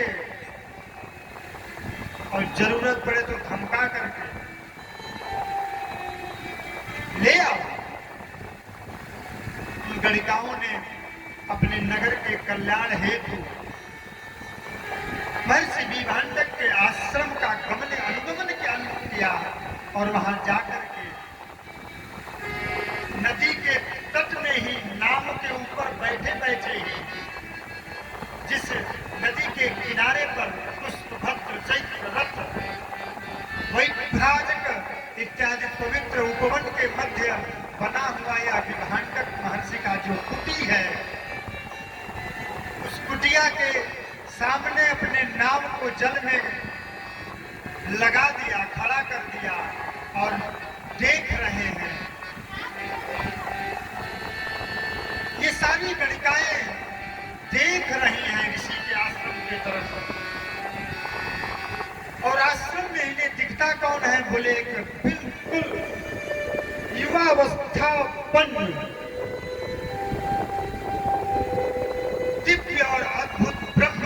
को अपने मुख पर धारण किए हुए भगवान के चरण स्वरूप तिलक को अपने माथे पर लगाए हुए, ऊर्ध्वपुंड लगाए हुए, गले में तुलसी की माला धारण करके बड़े ही सौष्ठ स्वरूप वाला, जब अपने हाथ ऐसे करते हैं तो मानो भुजाओं पे मछली तैर जाती है। जब अपने नेत्रों से किधर देखता है यह ब्रह्मचारी कुमार, मानो प्रभात का सूर्य ही देख रहा है, लाल लाल आंखों से, अद्भुत। और ब्रह्मचर्य का तेज है, यह किसी सामान्य तेज नहीं है, ब्रह्मचर्य का तेज है, अद्भुत होता है। और ब्रह्मचर्य की परिभाषा भी है, खाली बियाह नाई कई ब्रह्मचर्य के प्रमाणित ना कर देना, कहीं की गंगा में बहुत लाड़ो लोग घूमे। कहने का तात्पर्य कि ब्रह्म के निर्देशन में जो अपने जीवन को जीता है वही ब्रह्मचारी। भगवान के नियम को, भगवान की आज्ञा को, भगवान के पवित्र चरित्र को जो अपने जीवन में धारण करता है और बार बार प्रभु के लिए जो आकुल है, व्याकुल है, तड़प रहा है और पीड़ा इतनी है, प्रेम इतना है और प्रेम की स्थिति का कहां तक वर्णन किया जाए, ऐसा मानो कि दोनों विरही संयोग से पूर्व ही वियोग को प्राप्त हो गए, एक दूसरे से दूर होकर के प्रिया और प्रीतम प्रेम रूपी अग्नि में जल करके काले पड़ गए। इस कालिमा को मिटाने के लिए ब्रह्मचर्य व्रत का पालन करना पड़ेगा।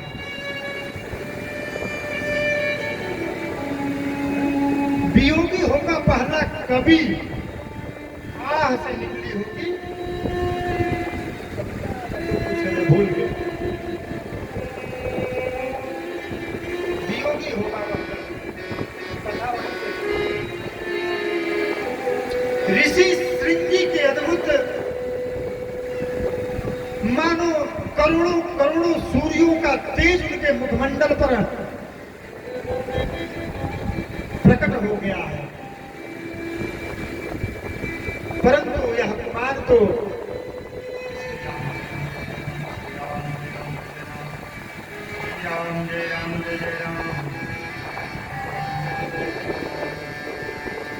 निरंतर भगवान के नाम का स्मरण कर रहा है, नेत्र बंद है, देखता भी नहीं है। आश्रम के नित्य कार्य को संपादित करने के लिए कभी कभी यह ब्रह्मचारी कुमार आश्रम से अंदर बाहर को होते हैं, परंतु वे मतलब इधर उधर इनकी आंखें तक नहीं जाती हैं। नियंत्रण देखिए, धर्म का संरक्षण आंखों से भी होता है। आंखें बताती हैं कि इन आंखों में क्या चल रहा है, इन आंखों में शास्त्र चल रहा है या इन आंखों में शस्त्र चल रहा है, या इन आंखों में कहीं अपनी प्रिया के लिए प्रेम पल रहा है। राम की आंखों में तो किशोरी जी के लिए निरंतर प्रेम ही पलता है। ब्रह्मचारी कुमार भगवान राम के नाम का स्मरण कर रहे हैं, परंतु आश्रम के संयोग देखिए, कई दिन से प्रयासरत इन वेश्याओं को यह अवसर नहीं मिला कि वह महर्षि कुमार के सामने से दर्शन कर सके, और सामने का दर्शन तब जब सामने वाला आपको देखे। आज सफल हो गई लड़काएं, जैसे ही आश्रम के बाहर पिताश्री के आगमन को, आहट को सुना, विभांडक महर्षि के आने की पदचाप की आवाज जैसे ही सुनी, तुरंत दौड़ करके साष्टांग जमीन पर लेट करके प्रणाम किया कुमार ने, ऋषि श्रृंगी ने, और पिता ने उठ करके जब ही उठाया, मानो आंखें थोड़ी सी और सावधान घटी, दुर्घटना घटी। तो इस सावधानी को बचा के रखने के लिए शास्त्रों ने एक व्यवस्था बनाई। वाह, घाट से विवाह शब्द की निष्पत्ति हुई। विवाह करो और धर्म का रक्षा करो, ऐश्वर्याचार न करो। धर्म है कलयुग, विवाह करो और धर्म का आचरण करो। ऋषि पुत्र जैसे ही उठे, उनकी दृष्टि थोड़ी सी भूमि और जल के मुहाने पर खड़े हुए नाव में विभिन्न प्रकार की स्त्रियों को उन्होंने देखा। आज तक इस ऋषि कुमार ने स्त्री दर्शन ही नहीं किया था।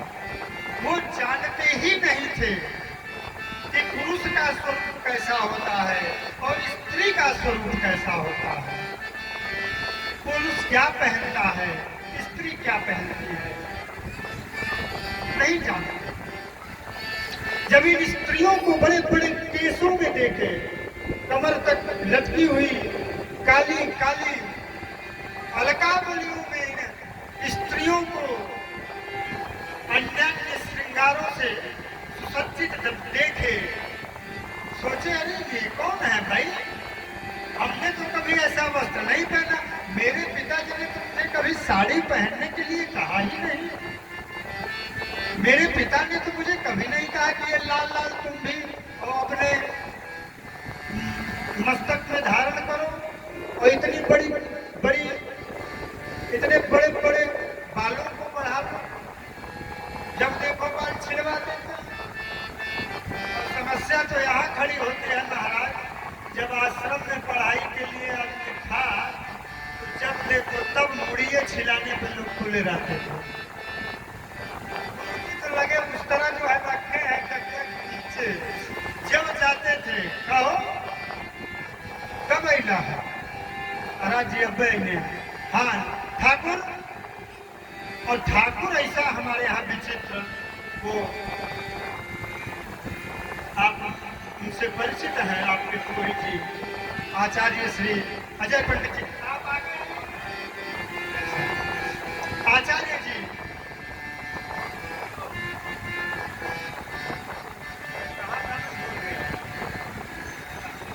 कंदरा टूटी, सावधानी हटी, दुर्घटना हटी। और पीछे इसीलिए देखे पहले दिन थोड़ा समस्या हुई, और बुद्धिमान उसको कहा जाता है जो आपकी समस्या को आंखों में समझ ले, और नहीं तो जबरदस्ती आओ तो नहीं नहीं हम तो हिया रहे, हम तो हिया। महर्षि श्रृंगी विचार कर रहे हैं, मुझे तो पिताजी ने कभी नहीं कहा साड़ी पहन लो, और साड़ी का नाम ही नहीं जानते थे। बोले अरे ये तो वही धौत वस्त्र है जिससे कभी कभी मैं लाग लगा करके भी पहनता हूँ जब वेद पाठ करता हूँ, और पिताजी ही निर्देश करते हैं। तो आज तक मुझे नहीं कहे कि तुम ऐसे भी पहनो, तो मुझे थोड़ी हंसी भी आ रही है इनकी वेशभूषा। और जब कोई ऐसा व्यक्ति दिख जाए जो आप उसके बिल्कुल भिन्न हो तो हंसी आती है ना। पहले कभी कभी यात्रा में हम लोग जाते थे तो ट्रेन में हम लोगों को देख करके लोग सोचे अल्लाह कौन परग्रही आ गए, ये कौन दूसरे ग्रह से आई भाई सफेद सफेद लगा के क्या पहन लगा हो, तो ऐसा लोग सोच लेते थे। तो उससे बहुत समय लगा बाहर निकलने। आचार्य बनने की ये प्रक्रिया इतनी आसान नहीं है। श्रृंगी ने विचार किया अब तो एक दिन, और अगर मैं कथानक में कुछ ऐड करूं तो आप लोग उसे सहर्ष स्वीकारिएगा, क्योंकि कथा कहने वाले को व्यास भी कहा जाता है। यद्यपि संसार के सभी व्यास तो हमारे आदि श्री श्री व्यास महर्षि के जूठन को ही हर जगह परोसते हैं, लेकिन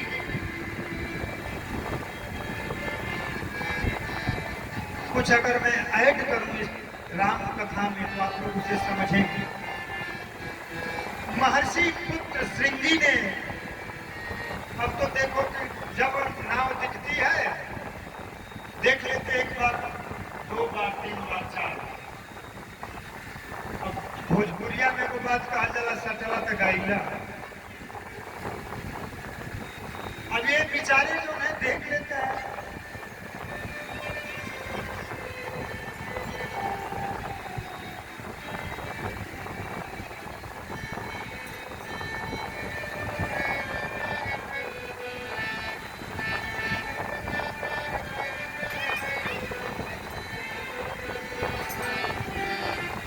अपराध के लिए क्षमा कर लेनी चाहिए। मैंने कहा था कि नहीं ये सब नहीं कहूंगा सुनूंगा फालतू बात, लेकिन मैंने कहा इसके लिए क्षमा व्यासपीठ से इसकी गरिमा बरकरार होनी चाहिए। तो महर्षि श्रृंगी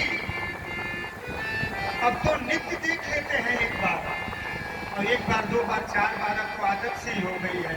जब देखो आपको इंतजार शुरू हो गया। एक दिन आश्रम से बाहर आकर के बोले, हे मित्रों यहाँ सुनो। अरे भाइयों आप लोग ये किस तरह के वस्त्र धारण किए हो भाई? मुझे देखो मैंने कैसा वस्त्र धारण किया है। और मैंने तो देखो मैंने अपने तो वक्ष भाग को अर्धनग्न भी रखा है। अपने उत्तरीय वस्त्र को, अपने दुपट्टे को जैसे मैंने ऐसे बांधा है, ऐसे ही श्रृंगी में बांधे हुए। ये क्या है?